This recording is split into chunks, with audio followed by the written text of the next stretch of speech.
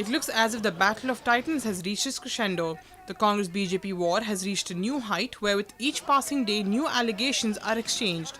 On Wednesday, the saffron outfit gave a befitting reply to Priyanka Gandhi Vadra's Tea Party remark and on the difference of ideologies between the two parties of the country.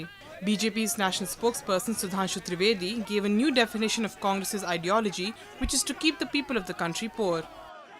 Priyanka Gandhi ji ने अपने बयान में यह कहा है कि भाजपा की विचारधारा और कांग्रेस की विचारधारा को लेकर उन्होंने कुछ संकेत देने का प्रयास किया है। हम उसके उत्तर में कहना चाहेंगे कि देश की जनता आज देख रही है और पिछले 60-65 वर्षों से देखा है कि किस दल की क्या विचारधारा है। देश की जनता के लिए उनकी विचारधारा है गरीब रखो। 67 साल की आज़ादी के बाद जिसमें से 60 साल कांग्रेस ने राज किया है और यह भारत जो कि पूरी दुनिया में कृषि के हिसाब से सबसे उपजाऊ जमीन है और उसके बाद उनकी सरकार ने आज ये कहा है कि 2/3 लोगों को खाद्य सुरक्षा चाहिए। यानी 67 साल की आज़ादी के बाद भी 2/3 लोगों को 2 जून के खाने के लिए मोहताज रखो, ये है आपकी विचारधारा।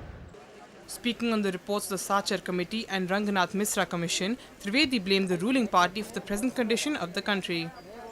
कि 67 साल में 60 साल आपने राज किया और उसके बाद सच्चर कमेटी की रिपोर्ट और रंगनाथ मिश्रा कमेटी की रिपोर्ट जिन हालातों को दिखाती है उसके लिए कौन जिम्मेदार है?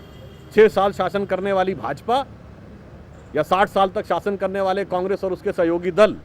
Trivedi also assailed the Congress party for taking political gain by keeping the minorities illiterate and in panic mode. मुस्लिम समुदाय के लिए आपकी विचारधारा है अशिक्षित रखो, मजबूर रखो, मजलूम रखो, मुफलिसी में रखो, उसके बाद खौफ पैदा करके रखो और फिर उस खौफ का उपयोग करो अपने राजनीतिक हित के लिए करो। यानी एक लाइन में कहा जाए तो उनको अशिक्षित, निर्धन, मजबूर रखकर उनकी भावनाओं का शोषण करिए, चुनाव के समय अपने पीछे खड़े रखिए।